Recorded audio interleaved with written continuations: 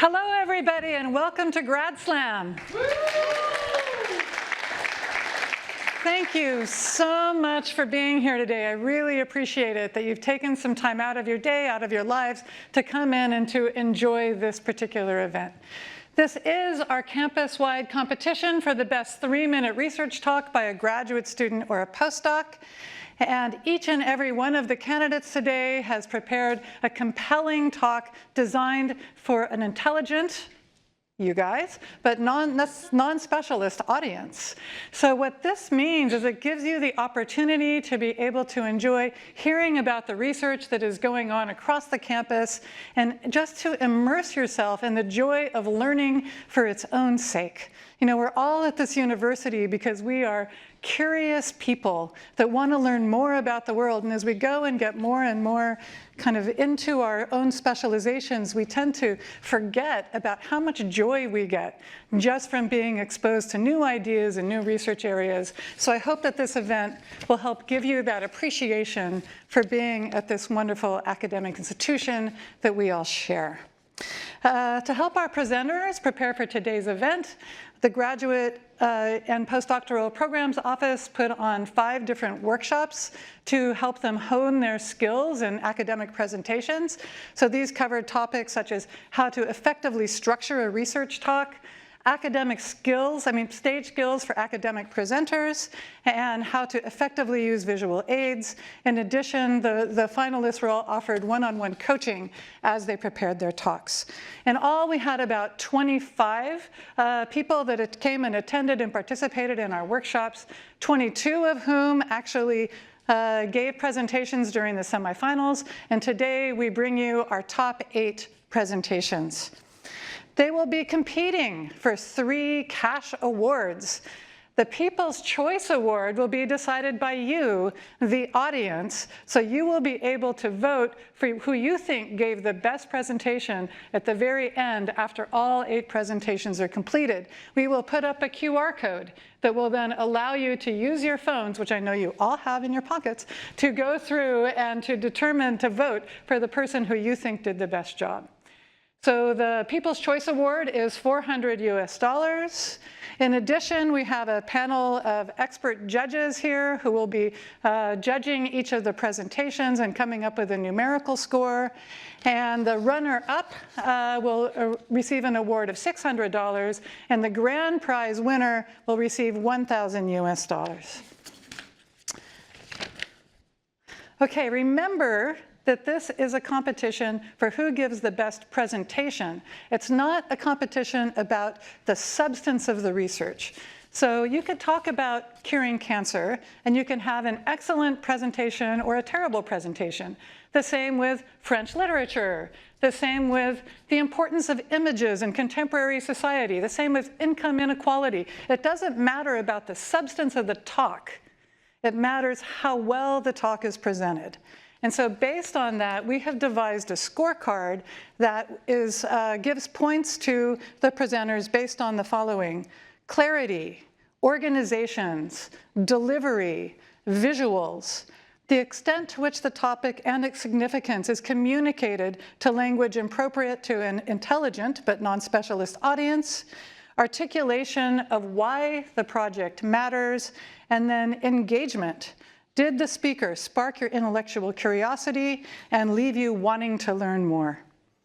In addition, each talk will be carefully timed by our timekeeper, Carl Kalinkowitz, and people who go beyond 3 minutes in their talk will rapidly lose points. So at this point, it is my pleasure to introduce all of our judges for the day. First of all, we have Garvin Reed, Head of Corporate Relations, Stern at NYUAD. Next, we have Richard Tucker, our Senior Director for Institutional Research. Then we are especially honored today to have 2 judges who came all the way from New York to be here for this event, including Lynn Kjorpis, the Dean of the NYU Graduate School of Arts and Sciences, and Diana Leilani Arpino, NYU's Vice Provost for Academic Program Review and Doctoral Affairs. So at the end of each talk, the judges will fill out their scorecards, and at that time, I will come back on stage and chat with the presenter while that judging takes place.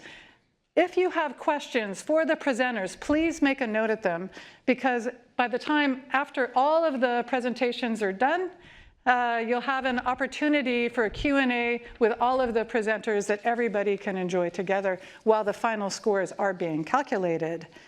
So, please silence your mobile phones, because it is very distracting for someone who's up here in the middle of their presentation to suddenly have someone's phone go off in the audience. So this is really important that you silence your phones.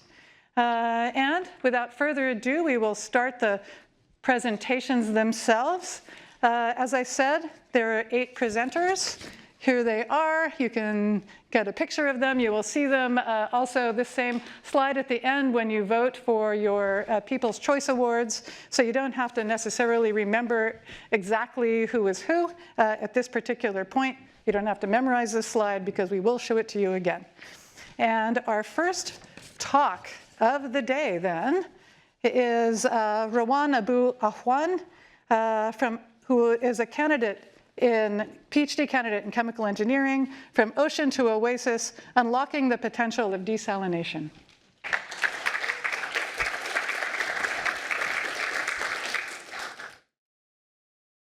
How many of us here start their day with a cup of coffee or tea? Well, you need water to make them, right? Now picture this. You wake up in the morning, go to the washroom, turn on the tap, but there is no water coming out. You want to flush the toilet, but there is no water, and that's a disaster. You can't cook, clean, do your laundry, and basically every single aspect of your life will be affected by the availability of water.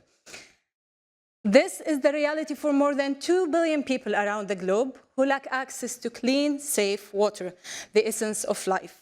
And this isn't just a distant problem, it is right here at home.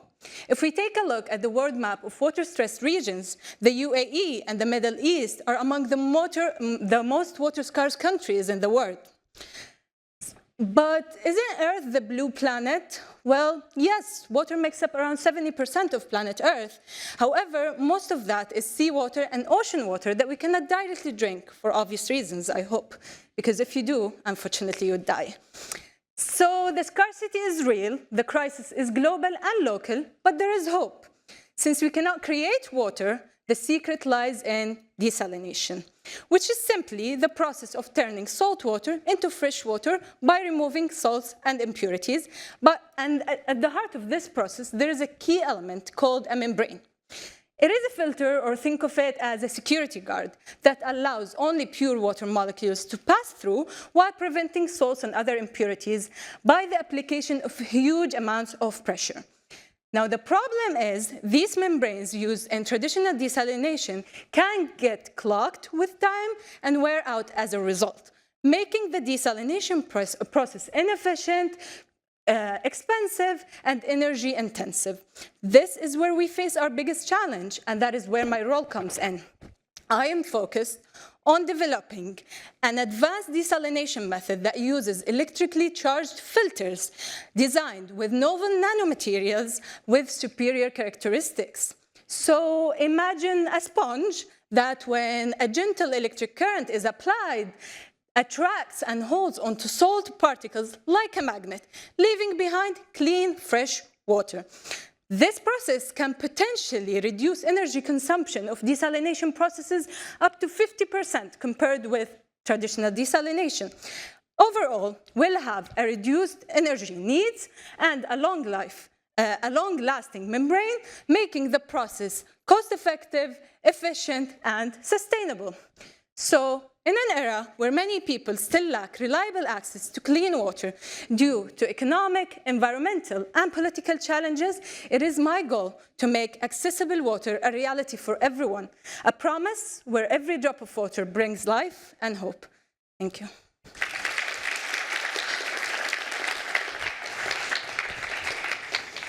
Thank you so much for that talk. Thank you.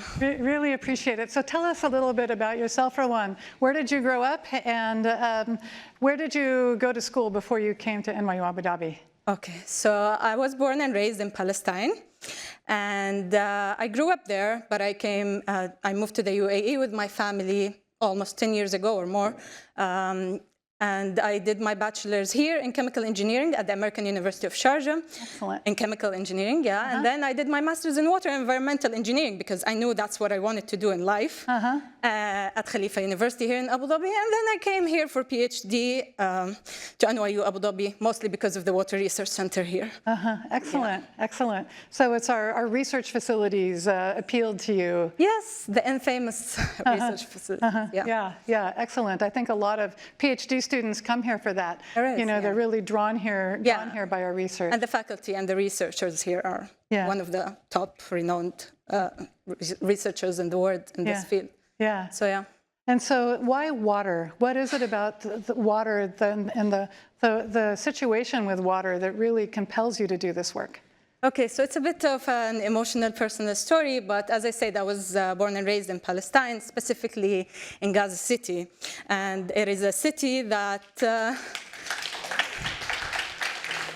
as you can see here, that hugs the sea.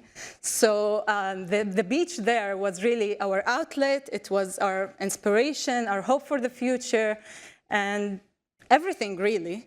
So I just grew up connected to water and the beach. And then also the reality of being so close to water, to the blue water, yet having a very limited access to fresh water, the irony of that made me want to do something to solve this problem.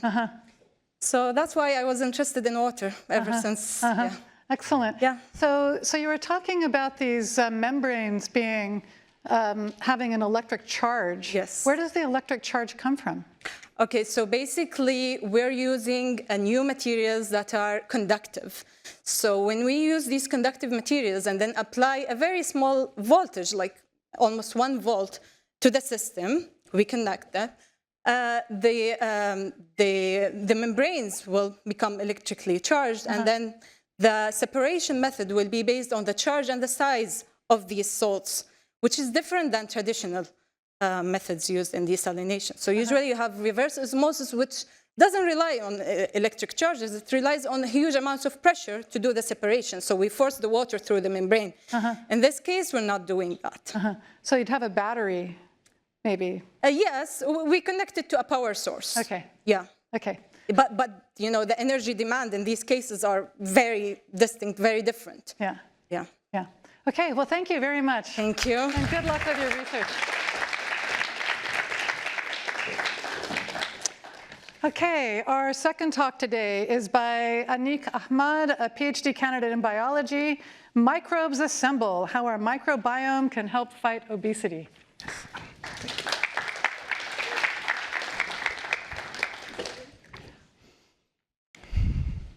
I want you to think of a city with buildings, some big and some small, with roads that connect to different parts of the city and the people that live in it. Now, what if I told you that there was a city thriving inside your very mouth, that your teeth were the buildings, your tongue was the road, and the inhabitants were microbes? What I'm talking about is the oral microbiome, which is the community of bacteria, viruses, and fungi that live inside your mouth. The good microbes help you in digesting your food, provide essential vitamins, and help keep the bad microbes in check. Recent research shows that your health is not just about the health of your human cells, but also about the health of this microbial community. And so, when you get sick, your microbiome can get sick, and vice versa.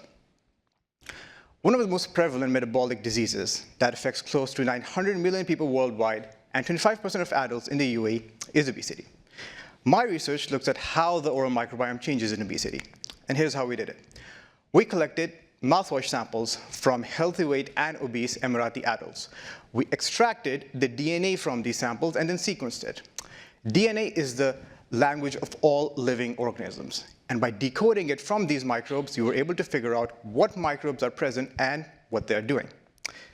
We found that in obesity, the oral microbiome shrinks and has less of the beneficial bacteria and more of the harmful ones. These harmful microbes love acidic environments, and we found that in obesity, fermentation pathways that produce lots of acids are more active. But it doesn't end there. We found that in obesity, these bad microbes are likely increasing the levels of fats or triglycerides in the blood of obese participants. This is remarkable because we know that higher levels of fats in the blood increase the risk of developing heart disease. My research shows that in obesity, the microbiome does get sick, and that has a negative impact on the health of the host. So here's what we do about it. The next time you're at the doctor's office, you can leave a mouthwash sample. We can analyze it, and we can figure out what good bacteria you are missing and what bad bacteria might be taking over. From there, we can cultivate a combination of microbes in the lab that would restore the proper function of the microbiome and rid it of the bad actors. These microbes can conveniently be packaged in a form of a tablet that you can take whenever needed. And the best part, because you're not consuming any drugs or chemicals that are foreign to your body, you don't even have to worry about any side effects. Thank you.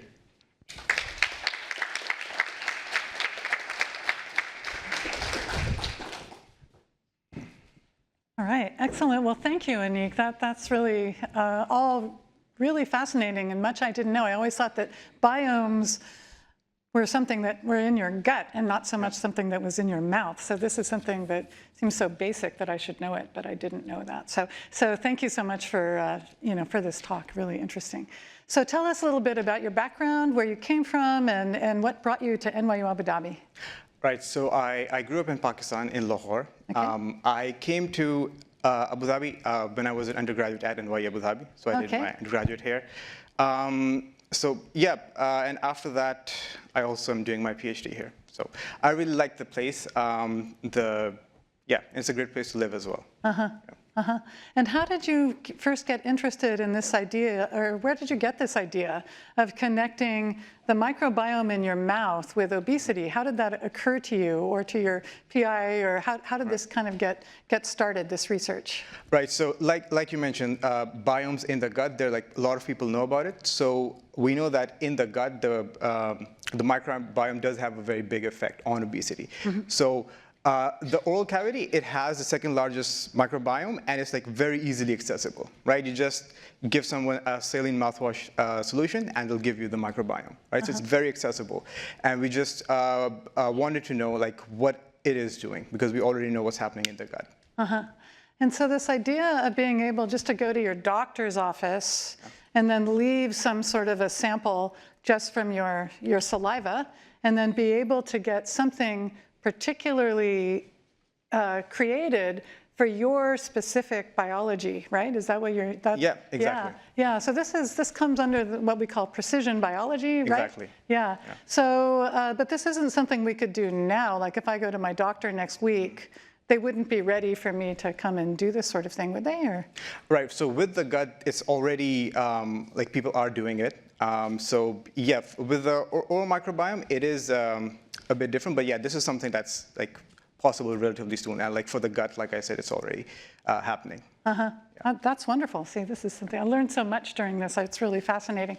So tell me something that your graduate supervisor, your PI, doesn't know about you.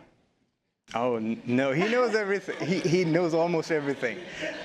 So I worked with him after I graduated. I worked with Ashish for about 3.5 years. And then, he's my PI now as well. So he knows pretty much everything. Everything? Yeah. Everything? There's got to be something he doesn't know about you.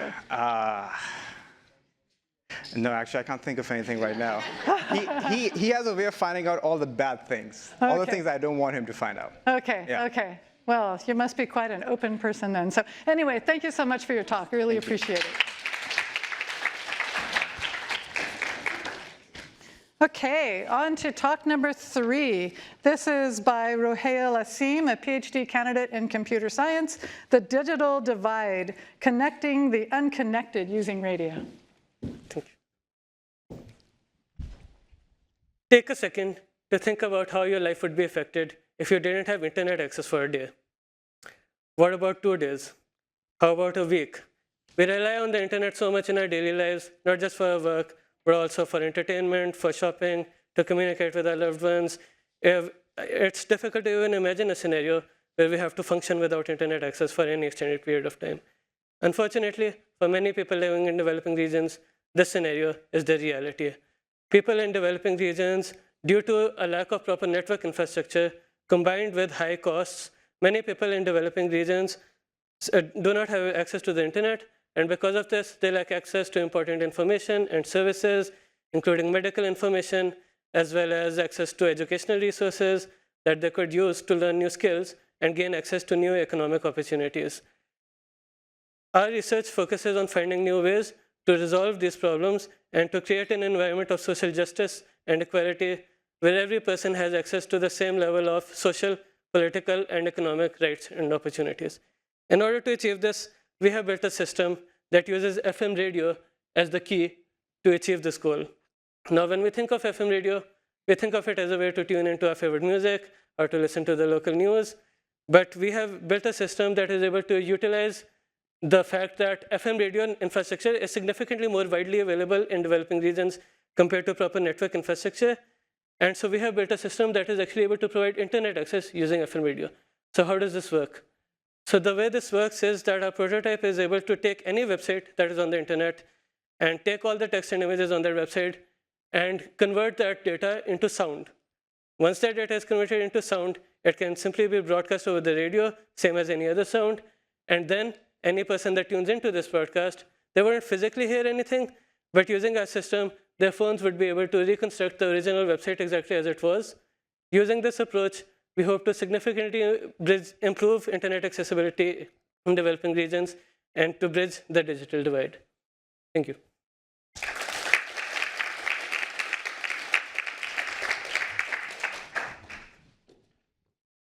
Thank you. Wow, that's really amazing. This is like such a clever idea. Yeah, it's an interesting idea that my PI and our team came up with, and we experimented with it, and we were actually able to find out that it actually can work. So we're trying to see if we can actually deploy this in the real world and see how far it can actually help people in these developing regions. Yeah. That's interesting. My own area of research is in Nepal. And so this is one of those, areas, a developing country, and there are lots of people in rural areas, mountain valleys and such. And so do you have a sense of, when you think about, right now, I think a lot of people get data via satellite. But do you think that radio would be able to have a broader, kind of a broader reach than satellite? Yes, so firstly, actually, one of my colleagues who is working on this with us is also from Nepal, and I am from Pakistan. And so both of us have this experience of looking around us and seeing these problems. And so we have this personal relation to trying to help these people. And so, so radio infrastructure is actually more widely available in these regions compared to new network infrastructure. And also, it is going to be much cheaper and affordable for these people. And hopefully, it can help them gain access to all this important information. Yeah, fantastic. Like I say, it's just amazingly clever idea in my mind to use this to be able to convert into sound wave, transmit a sound wave, and then reconvert. Yeah, and we actually converted into ultrasonic sound, which is outside the audible range for human beings. So human beings don't actually hear that sound, but the phones and our electronic devices can pick it up, and they can convert it back into whatever the data. Fantastic. Well, I got so excited by it. I didn't ask you where you're from and how you came to NYU Abu Dhabi. Tell us your story. So I'm from Pakistan, Lahore as well, same as the previous presenter. And so I came to NYU Abu Dhabi actually inspired by similar research already being conducted here by my PI. And it was already something that I was looking into, and he was already working on this line of work. At that point, we didn't have this idea about sound waves, but there was other stuff that he was already working on, and I wanted to be part of that. So excellent. And where did you do your undergraduate work? I did my undergrad in Lahore at LUMS University. Excellent. Well, thank you so much for your talk. That's wonderful.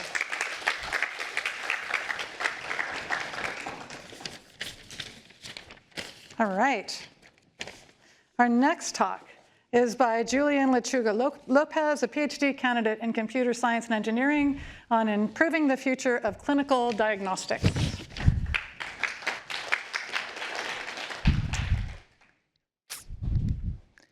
Many of you have probably heard about the excitement that's been built around artificial intelligence in the last couple of years. Me and my colleagues have seen this in the explosion of paper submissions to top AI conferences around the world. But even for us that do this for a living, it's really hard to keep track of everything that comes out every day. But can this AI excitement help us tackle a specific challenge in healthcare? According to several reports, each year in the US, more than 12 million people are misdiagnosed across different clinical conditions, with women and minorities being 30% more likely to be affected. On top of that, 18% of all misdiagnosed patients end up being permanently damaged or deceased. Today, this is how most AI clinical systems work. Using a single source of information, like a chest X-ray, an AI model generates what we expect to be a reliable prediction. However, there are limitations. One, this is highly dependent on data availability and quality. Two, there is no real explanation or understanding on how the model creates predictions. And three, if we want to use the model in a different setting, we need to completely readapt it. So overall, there is no guarantee that we can solve this misdiagnosis problem. The work we do in our lab aims to improve this pipeline by using more information about the patient and developing what we call uncertainty-guided AI. We generate a prediction, but we also provide an uncertainty estimate telling us how well the model is at classifying a specific patient. Working together with doctors, we are able to automatically classify predictions with low uncertainty and further review those patients for which the model is struggling. The way we do this is by using multimodal data, which mimics the decision-making process of a clinician by combining multiple sources of information simultaneously. Then we apply a technique called Bayesian learning, which relies on the Bayes probability theorem, helping us integrate uncertainty measurements into the model's predictions. So in order to test all this, we applied it to the prediction of patient mortality in the ICU. Compared to the current baseline available for this task, our system is able to produce a 7% improvement in correctly predicting patients that are deteriorating and almost 200% in classifying those patients for which it is highly uncertain. Overall, we also observed that there is a 35% improvement across different subgroups of patients based on age and gender. In the future, we aim to apply this to a broad range of clinical applications, both in women's health, oncology, and urology. In addition, and considering the fact that 84% of the world's population come from developing countries, our goal is to ensure that these tools can be easily adapted to places that have limited access to resources, making sure that anyone can have access to high quality and reliable healthcare solutions based on AI. Thank you very much.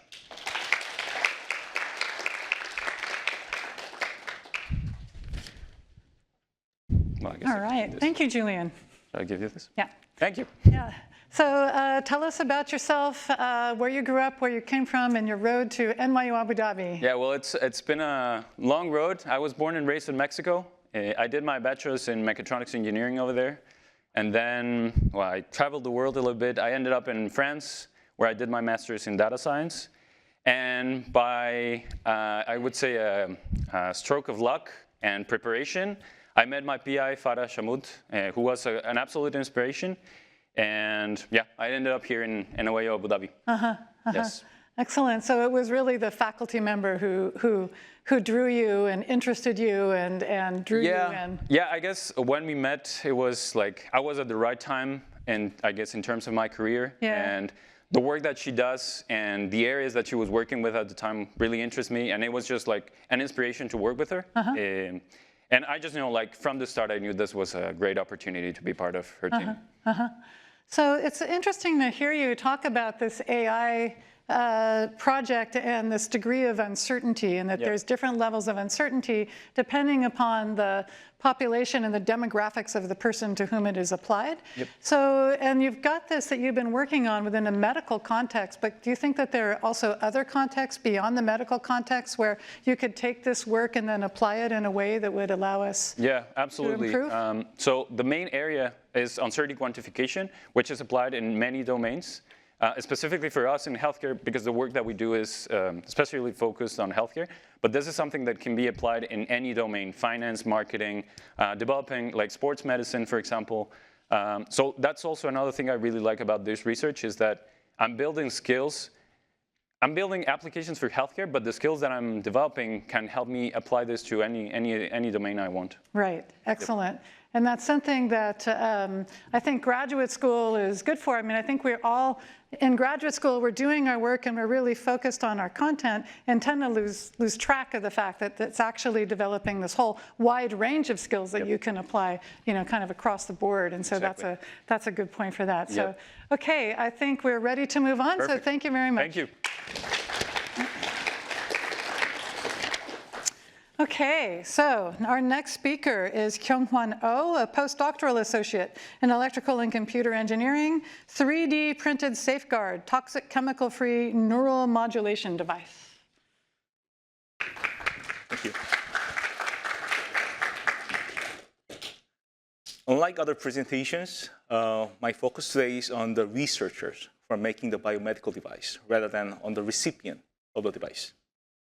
Let's assume there's a patient who are suffering with a brain disease such as epilepsy or Parkinson's. One therapeutic approach is modeling the brain cells by implanting the electrode to the targeted area. Applying the light source to the targeting area will control the brain cells. The key part of this research is making sophisticated electrodes. To make the electrode, we use clean room facilities. Clean room is a space where all of your smartphone chips are manufactured. However, the researchers working in this area, including myself, are exposed to the toxic chemicals, and it involves multiple steps of the manufacturing to make the electrode. Prolonged exposures on the toxic chemicals will lead us to the health issues, such as lung disease or various types of cancers. These problems lead us to find an alternative method to manufacture the electrode without exposing the researchers to toxic chemicals or hazardous conditions, and make the device in a safer ways. What we found is the 3D printing technology. This is not a 3D printer that you can easily purchase at the Amazon. We use nano micro 3D printer here in NYU Abu Dhabi. This is a picture of the actual 3D printer. It generates the laser light and it moves the paths as we programmed, with the precisions up to 200 nanometers. And this picture shows 3D printed part with this printer. You can see how small and intricate the device is. But the process is straightforward and simple. First, design with the computer software and upload the file to the printer. Second is print any part that you need with the 3D printer. Last is, once the printing is done, assemble everything. 3 simple steps.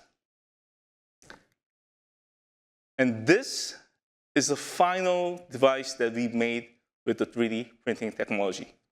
You can see how small it is. I took the picture with on my finger. And the picture inside, it generates the brightness, sufficient brightness to modulate the brain cells. Therefore, we believe this innovative 3D printing technology will help the researchers to avoid the toxic chemicals in dangerous situations, and also it will serve as a safeguard to make a better working environment. And this change will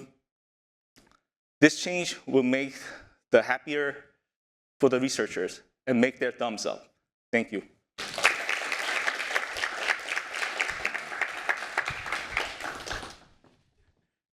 Wonderful, thank you. So, I know you have been at NYU Abu Dhabi for some time because you were a PhD student Yes, here. I graduated. I finished the PhD here in NYU Abu Dhabi. Yeah, Yes. Excellent. Yes. So tell us where you started out and how you kind of came to NYU Abu Dhabi, and then how did you get interested in this nano micro 3D printer technology? Yes, I finished my master's in my country, South Korea. I'm from South Korea, and at that point, when I was doing my master's, I started to get interest on about biomedical devices. And I applied. I found very nice program here in NYU Abu Dhabi, and I applied. And I'm the one who used to use this clean room facilities for a long time. And I figured out, and there might be another ways to change the method to make the neural devices. So, and this, our NYU Abu Dhabi provides, that I show you here, this nano micro 3D printer. And I found a way to design and make the device, and I successfully made it from here in Abu Dhabi. Yes. I just don't know enough about all of this to really know, like before you use the printer, how did you actually make that, and why was it toxic?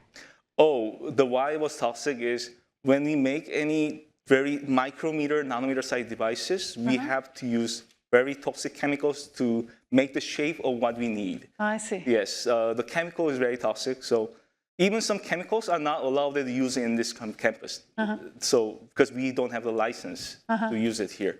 So, whenever I was working at the clean room facilities, exposing myself to the toxic chemicals, sometimes I feel like dizziness after finishing all my work.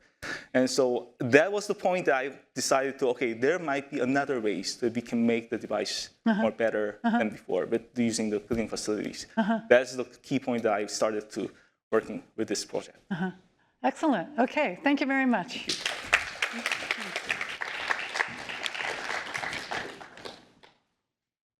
Okay, our next speaker today is Francisco Ribeiro, postdoctoral associate in computer science. Software is everywhere, but can you trust it?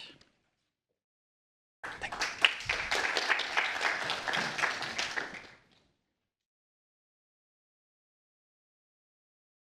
What if I told you the world runs on something that does not exist? You can touch, see, hear, smell, or taste it.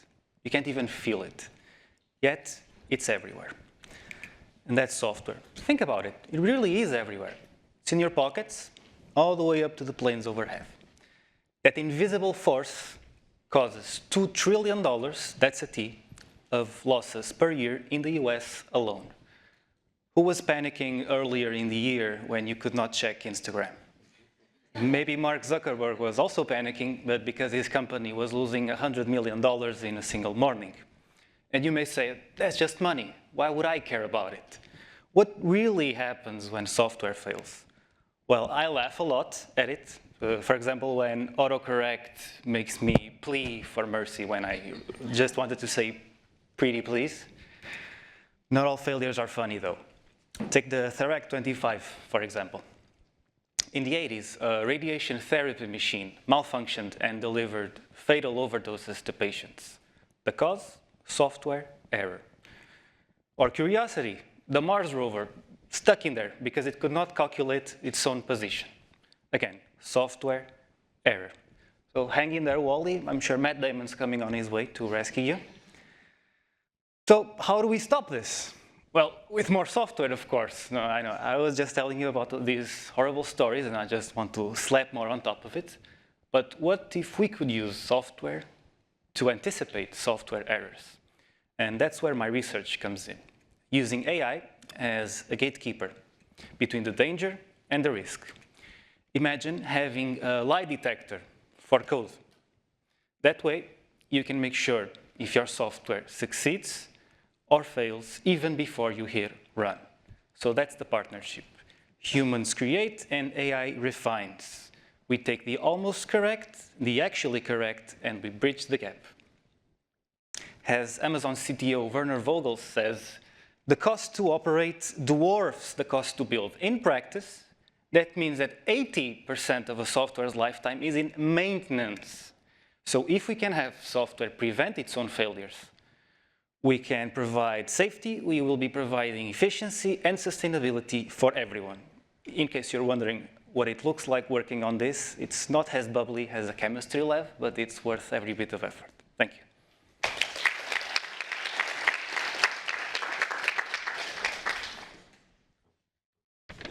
All right, well, thank you, Francisco. So tell us about yourself and how you got to NYU Abu Dhabi. So I'm from Portugal. I also grew up in Portugal. So bachelor's, master's, PhD in Portugal, short stint for internships, research internships in Japan, in Tokyo. And how I got here, it's not a thriller, but maybe a comedy. I was just looking for jobs online and applied. And I guess I fooled my supervisor well, because I'm here. Oh shit, Yeah. oh no. Yeah, I used to say, when I first got my first university job, I used to think, well, this is something, I was so lucky to have this job open up, right, when I was ready to go and get a job. And then one of my friends said, wait a minute, it wasn't luck. You had all of the background. You had done all of this. So remember that it was always you and your background and what you had been able to produce. Yes, things lined up this. pretty well for me also, because I just graduated in May and joined NYU Abu Dhabi around 3 months ago. So fortunately, I was able to defend my PhD thesis and join not long after. Okay, so you haven't been here too long. No, I still consider myself a newcomer. Okay, well, welcome Thank you. to NYU Abu Dhabi. This is a great way to meet people and to talk about your research and to make connections Yes, when you first get started. I legitimately find all the research my colleagues are doing it very interesting, yes. So this seems like a really fascinating project to be able to go and to use software to kind of fix software. If you had something like this, would you see it as something that would be embedded into these various kinds of programs? Or is it something that's external that acts in collaboration with it? How does this? Depends a lot. It's a critical scenario and also feasible. You can have it happen at the time something's happening. But what also happens is that some of these processes are very heavy. So when you're building the software, you actually have to go really hard at it to make sure that it's functioning properly. I know I mentioned some big tech companies that a lot of their budget nowadays is on making sure whatever they ship, which is the word for whatever they release out there, it's still right. And turns out it's not like building a house or a bridge. You do some maths and you're pretty sure it's not going to fall. They try and do similar stuff for software, yet some machines still kill some people, and the Mars rover gets stuck for a while. So I don't know if you're driving through a tunnel some years ago in Australia, the safety system was not able to be sure if the conditions were safe inside, which they actually were, but it just shut down the tunnel because it miscalculated things. And like this dozens of kilometers of traffic just started because a program decided to tell everyone shouldn't go in the tunnel. Plus, we all know plenty of individual annoyances when our particular software that we happen to be using somehow goes on the fritz. So we wish you all the best of luck, because this is something that will help improve life for all of the rest of us. So thank you for this work. Thank you very much. And thank you for your talk. Thank you very much. Okay. All right. Our next talk is by Soha Yousuf, a postdoctoral associate in bioengineering, a drop of blood, a beam of light, and AI. Thank you.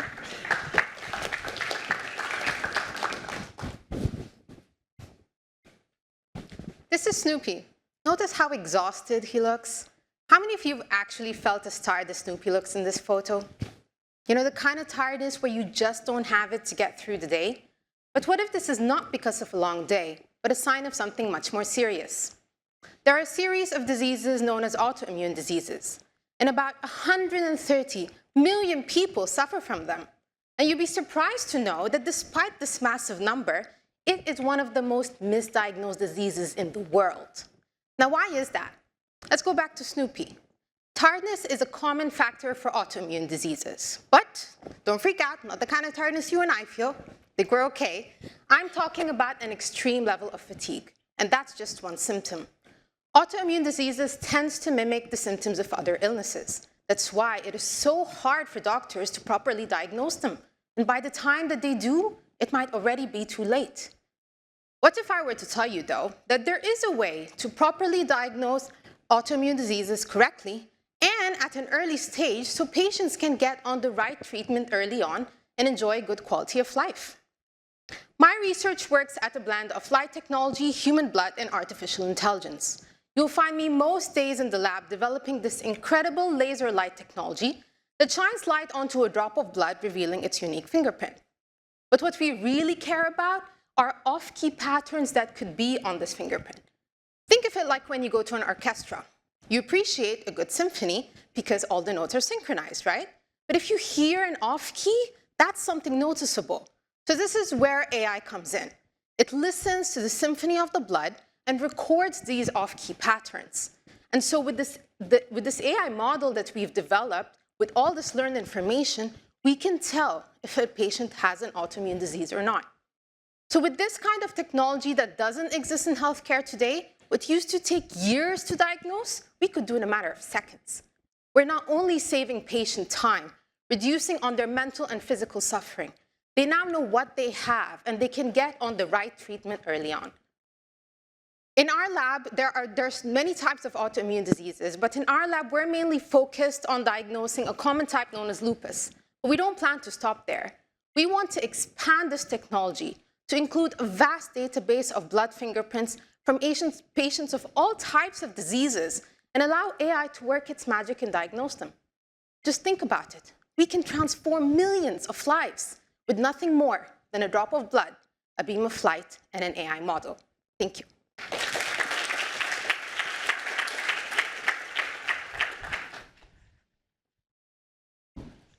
So hi, Soha. Thank you so much for your talk. Thank you. And tell us a little bit about like where you did your doctorate and why you chose to come to NYU Abu Dhabi.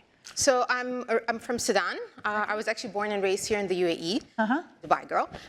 Went back to Sudan. I did my bachelor's in biomedical engineering, and then I came back to the UAE, did my master's in Masdar Institute in photonics, and my PhD also in photonics in Masdar Institute, Khalifa University. And so the photonics research is really growing here at NYU Abu Dhabi, and the resources are just fantastic.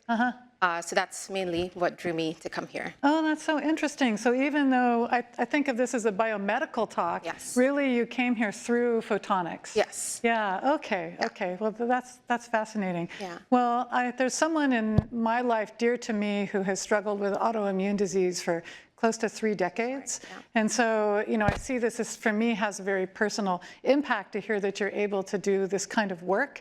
And so, but one thing I didn't quite understand is the role of the laser. Could you talk a little bit more about how that helps you figure out from your drop of blood exactly where, you know, I could see how the AI is going to come in and be able to do that analysis, but what is the role of the laser in this? So the laser, essentially, when we shine the light onto the drop of blood, it's this optical technique known as Raman spectroscopy that gives us a spectrum, and every spectrum of any sample that you measure has a unique fingerprint. So you have it for blood, you can have it for tissue, anything has a unique fingerprint. And so we would know what a healthy blood spectrum looks like, and when there's an unhealthy, unhealthy blood sample, we would see a difference, but it would be so nuanced that we would need something like AI to pick up on that rather than our visual cues. Right, Yeah. got it. Got it. So it seems like you're applying this to autoimmune disease, but it sounds like something that could be used broadly for diagnostic procedures in medicine. Is that correct? Yes, yes. There's already a bunch of literature that's done it for diabetes and just all types of diseases that you could think of. And autoimmune diseases is just kind of a new area where we're trying to do this because again, when you go to a doctor, the symptoms are just so far in between. It sometimes could take a really long time until they hone down and know what this really is. Yeah, and there are many kinds of autoimmune disease too. Yes, So, yes. so that this would really help with that, help you kind of, you know, zero in on it much quicker. Yeah. Yeah, fantastic. So one last question for you. What do you do in your off time? Well, a bunch of things, I think. I'm driving a lot because my family is in Dubai, so I spend a lot of time driving. Drive? Yeah, That's how you relax? Well, I'm watching TV at times at the end of a very long day, you know, so just nothing too exciting, Okay, just curious. Yeah. Yeah, driving in Dubai is not my idea of relaxing, but maybe it's really maybe not, for someone who grew up here, it's different. So That is true. thank you very much for your talk. Thank you. Okay. All right, and then our final talk of the day is by Jason Jong, a PhD candidate in mechanical engineering. His talk is entitled Magic Pill. There you go. Thank you.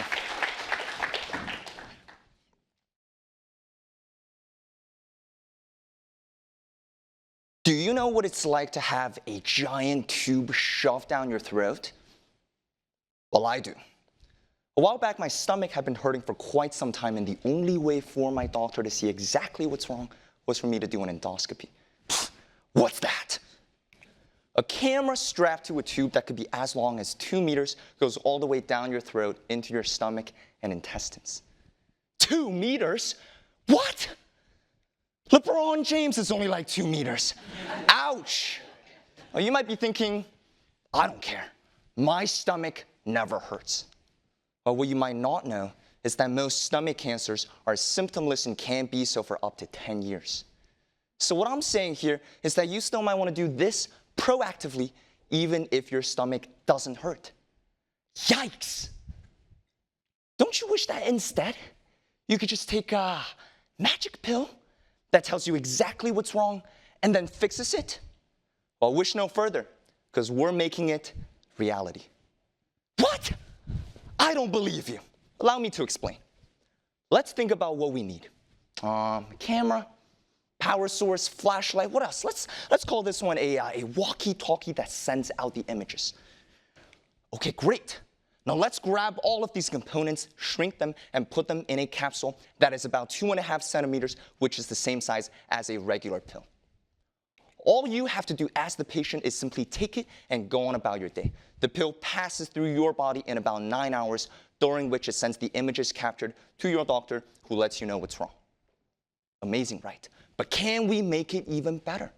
Well, now that we know the problem, let's fix it. Maybe your stomach has a wound caused by a virus? Well, instead of a camera, why not put in a syringe-like pump that delivers medicine at a specified rate? What if we need a cancerous tumor removed? Well, why not implant surgical scissors with remote controlling capabilities? Better yet, what if we combined all of these functions and made one universal pill? Huh, doesn't that sound just like that magic pill we had envisioned earlier?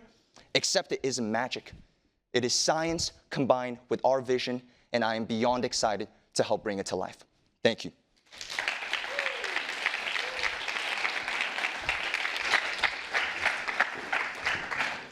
All right. Well, Jason, thank you so much for your talk. Tell us how you got interested in mechanical engineering and how you came to NYU Abu Dhabi. Okay. Actually, well, I would like to start by saying that about 1.5 years ago, I actually knew nothing about anything I just talked about because, like you said, I am a mechanical engineer, and a lot of this is biology. Right. And I knew nothing about. I actually didn't even know what the GI tract was. Even though, you know, it's just your stomach, right? But I didn't know that because I was like, what's GI like? I know GI Joe, but right. you know, I didn't know what it was. That's different, yeah. But I think it actually stemmed from my own tummy issues, like I mentioned. And from there, I was introduced to this idea of this magic pill. And when I was first introduced to this idea, I was absolutely blown away. I could not believe that something like this could exist because, well, like I said, I did an endoscopy and had to experience LeBron James, and that was just absolutely horrible. So, you know, so that's what got my interest in this project. And so was your PI here already working on that, or did you come to your lab specifically so that you could work with your PI on this particular project? He was, and so something about this this specific device or this topic that I love very much is that it's so multifaceted. So it actually involves so many different, you know, fields. Like I work with biologists, I work with electrical engineers, I work with so many other people, and I didn't know much about, you know, what they did until I came here. So he was working on this already, but I joined with, I guess you could say, maybe a fresh and different perspective as a mechanical engineer. So I'm looking at a different aspect of this pill, and it takes a huge team. It is definitely a team sport, and it takes a huge team to kind of put everything together and make this tiny thing, but it involves so much. It's absolutely amazing, actually. So last question here. What is the advantage of putting everything into one pill? So say one person needs the surgical scissors and another person needs something else. Why not just have different ones depending on who the person is? It's sort of just an idea that I had, and it's also about, I guess, the efficiency, right, and the cost, because right now one of these tiny things costs about $500 US, which is absurd. So if you think about putting in surgical scissors or drug delivery mechanisms into the pill, that's going to cost you a lot. So, but if you think about how technology involves itself, if you think about a computer, say 50 years ago, it could be as big as this room, and today our iPhones in our pockets are so much smaller, but probably thousands of times the computing power of a computer 50 years ago. So if we are able to achieve shrinking everything to, and then reducing the cost, and making it more accessible and affordable.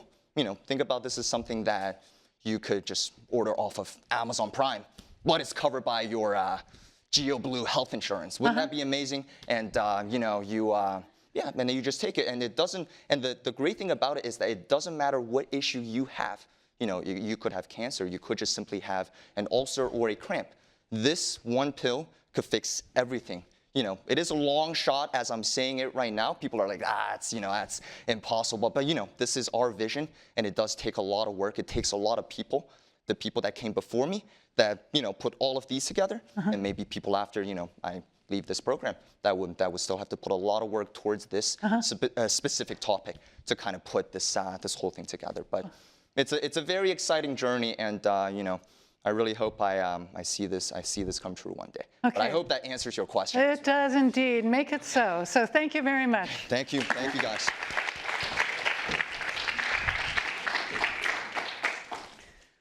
All right, everybody. Those are these Grad Slam talks. Oops, end of show. I thought there was, is this Ross, I think, is going to take over. Okay. So that takes us to the end of our presentations. And so now we will move on to the People's Choice voting. Yes, here we go. People's Choice voting. This is the QR code. Here are our 8 presenters. Go ahead. This is where you get to take out your phones and vote for who you think gave the best presentation. I will give you just a minute to do that.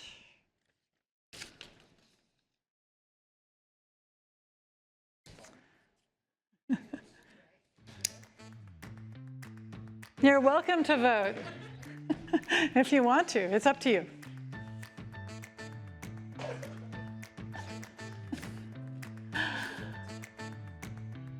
Okay, so at this point, I would like to invite all of our presenters to come up on stage, please.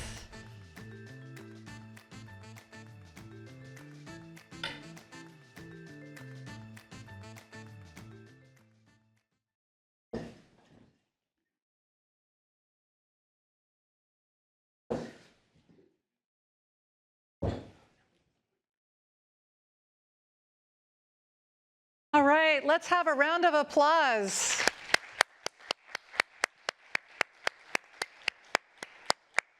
Thank you so much for everything that you've done and for all the work, research that you've been doing and the research that you will continue to do. I mean, it's just been so eye-opening to hear all of your talks. And one of the things that really hit me is just how interdisciplinary all of your work is, and that which is just a reflection of this campus and the faculty who lead it. So the floor is open for Q&A. Who has a question for one of the presenters? I know many of you do. Who's bold enough to go first? Yes, please. Yes.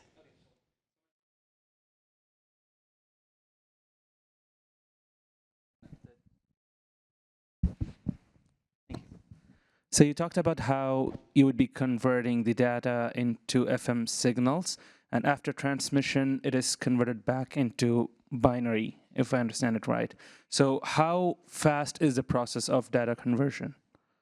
So the conversion itself is not the actual bottleneck. So this actually leads to the one of the limitations of this approach is that the data rate is actually limited. So it's not like the gigabit per second internet that we might be using in our daily lives. So this is actually a lot slower. So converting it and then transmitting it and then converting it back, this entire process, generally, theoretically, there are approaches that can go up to like 10 kilobits per second. So this is pretty much only for essential data. It is not going to be streaming videos anytime soon. But yeah, it is not that fast is basically the basic answer. I have a question also for Rohail. So you're using FM waves, right? Yes, I mean sound waves in general. Sound waves, but you said you're transmitting it through the FM, no? So what is the range, and are there like, so as Carol mentioned, there are a lot of geographical obstacles in many parts of the world, right? So will it be able to be broadcasted over those obstacles? So the range is same as the range of it is basically dependent on the power of the radio transmitter. So we have a small prototype that is just 1 kilometer in range. A proper radio station probably broadcasts over a much wider area. And so it depends on the signal strength that you're getting, which is if it is in the range of 65 to 85 decibels, then you're going to get clear images. But also, even if you don't get clear images, the way the system is envisioned, we're going to be broadcasting the data repeatedly. So the system will be able to build the image over time using the repeated broadcast. Whatever it missed before, it can build back using the new transmission.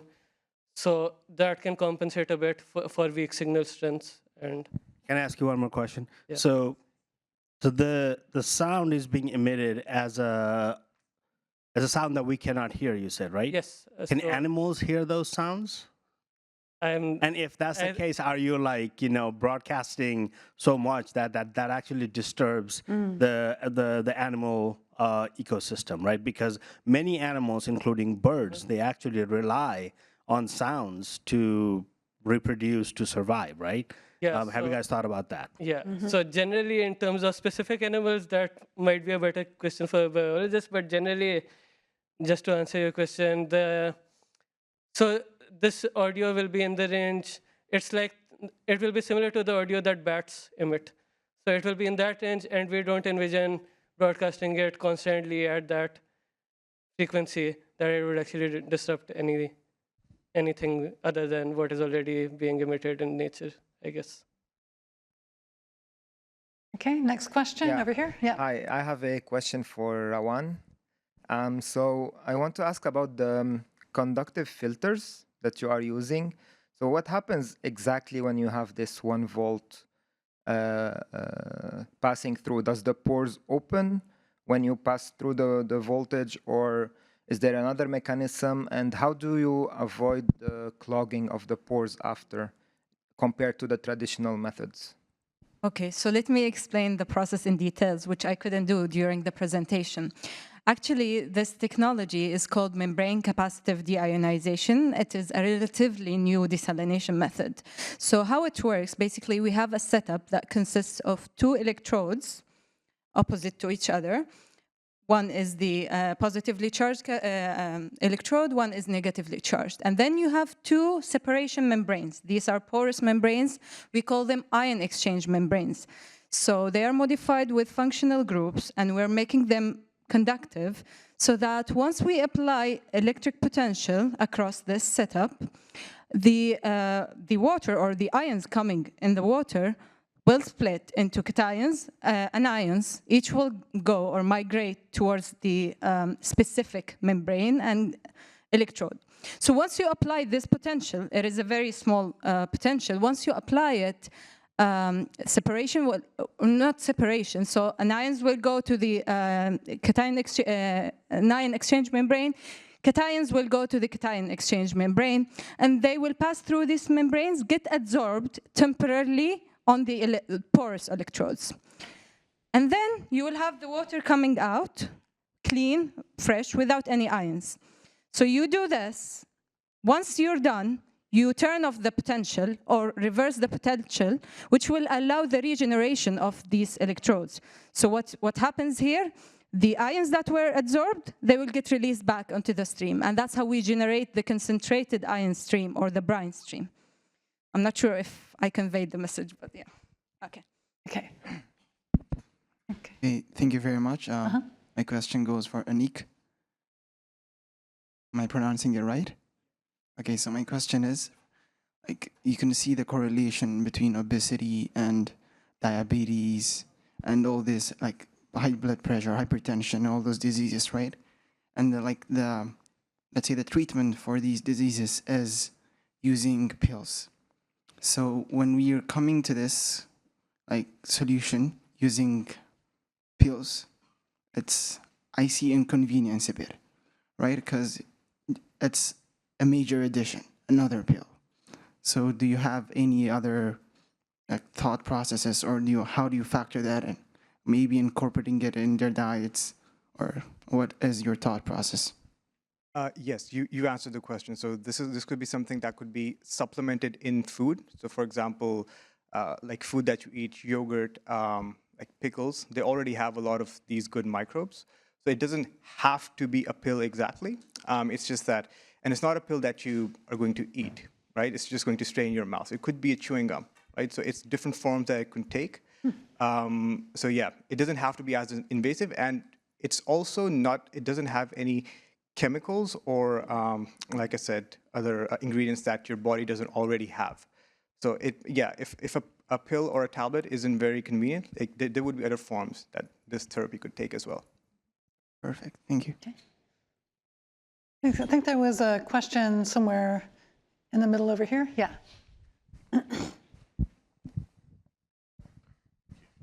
Yeah, I have a question for you, Sheng. I was wondering how many different diagnostic tests you're looking at putting in your magic pill, and what are the ultimate limitations there for how much you can fit in? Sorry, could you repeat that question? I'm sorry, it's a very... In your magic pill, how many different diagnostic tests are you thinking of putting in? What are you looking at? What are the limitations for how much you can really practically fit in there? Yeah, for sure. So one big limitation we have right now, it's definitely space, right? Because if you think about the most basic one, which is a video endoscopy device, which is the picture I showed, which is a pill cam, right? It already has a camera, a battery, antennas that sends information out, and you have to put this within a tiny amount of space. And if you think about that, and if you want to add something else on top of that with what we have currently, it's very difficult. But if you're talking about diagnostic tests that we're looking into right now, there's two main things. One is obviously video, pictures, images. The other one is tissue sampling. This is something one of my colleagues in the lab is working on.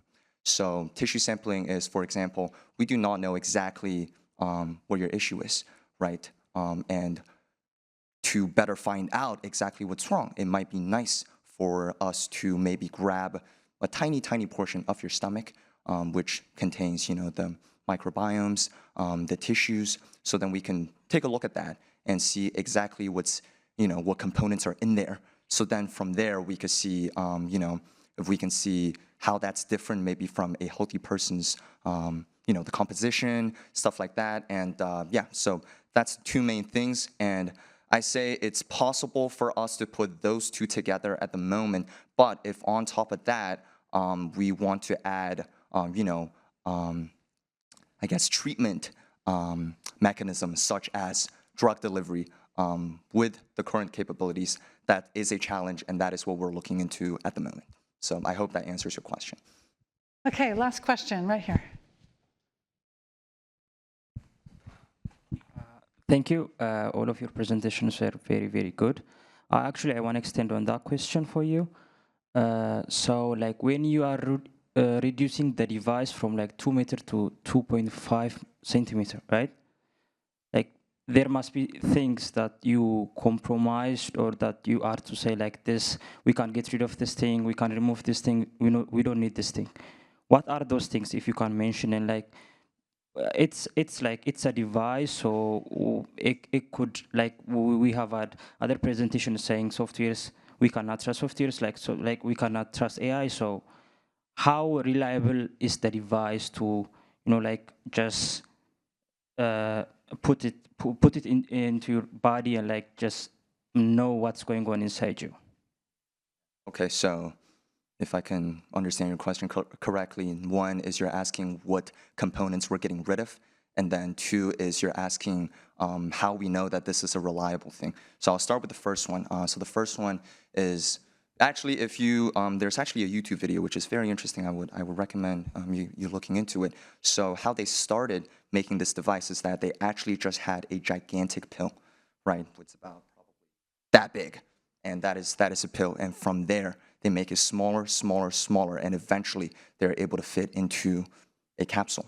But one challenge that is very, I guess it's a big challenge at the moment, is that because we're making things so much smaller, how do we power it? We're, back when we have something that's this big, we have a huge battery.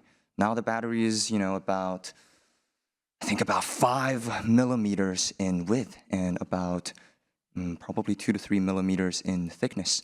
So the battery itself will only last about 8 to 12 hours. So if we want this device to operate beyond that period, we're going to have to think about either enhancing the capabilities of this battery, or something my colleague in the lab is looking into is how we could maybe remotely charge this device once it's inside of our body. So that's one. And then another thing I guess we have to compromise on is the quality of the cameras. Now the camera technology is very good, but I guess we can say that there's always room for improvement. So yeah, so and then secondly, safety and reliability. So let's see, so right now, I think to put your mind at ease, there is somebody looking at all of these images that the pill is taking.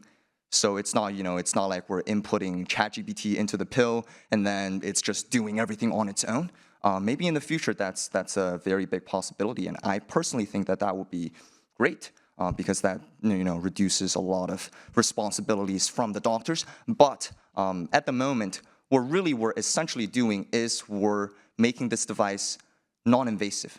So if you think about the painful and complex process of putting a tube into your body and taking a picture, why aren't we just doing something? You just have a pill and you swallow it and you're taking the picture. The result is the same, and a trained professional at the end of the day is still looking at that. So that is right now. But in the future, hopefully, we are able to make something that is more complex, involved, and multi-purpose and universal, also safe and reliable, just like this product we have here today. So I hope that answers your question. Thank you. It's very long. Yeah, thank you. Okay, so I know that many of you have questions, and I encourage you to come to our reception following the end of this event, and then the presenters will all be there, and you have an opportunity to chat and talk in as much detail as you want. But for now, let's thank our presenters. And I'll ask you please to return to your seats.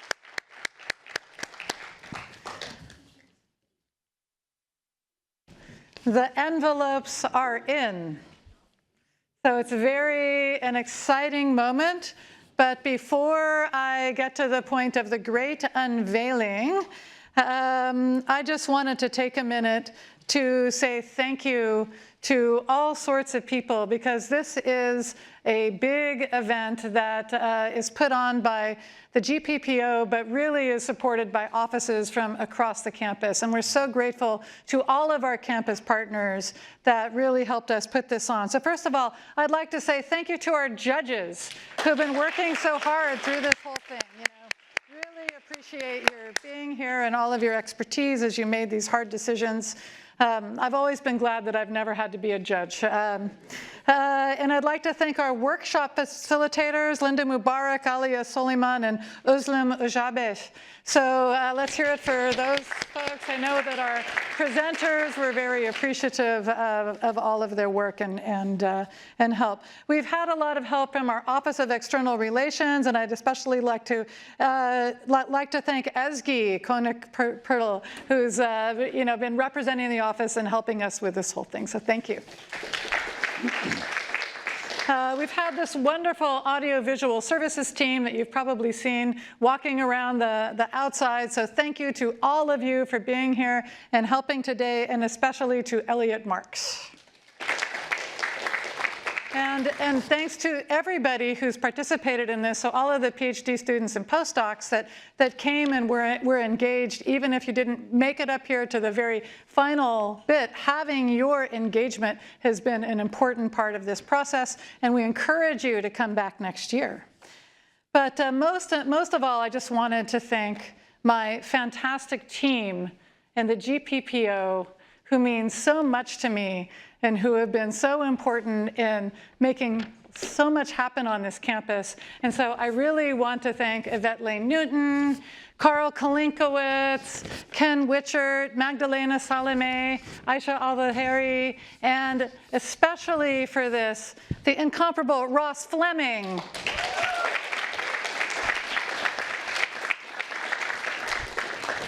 All right. The People's Choice Award today goes to Rawan Abu Alwan from Ocean to Oasis, Unlocking the Potential of Desalination. So congratulations. Excellent, excellent. Okay,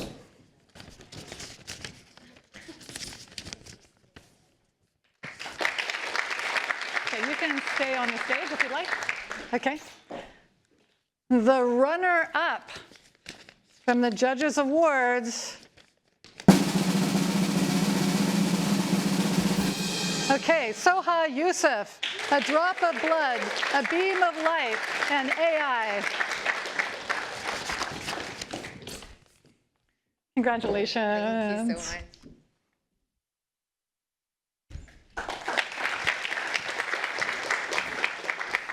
And finally, the grand prize winner who brings home the Slammy. Jason Jong, Magic Pill.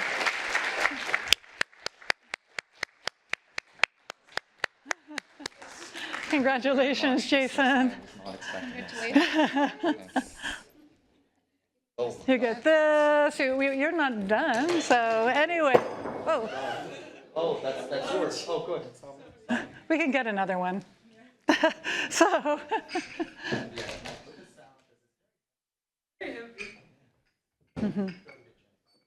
Okay, we'll get another one. All right, the big check, the big check. All right. Congratulations, you three.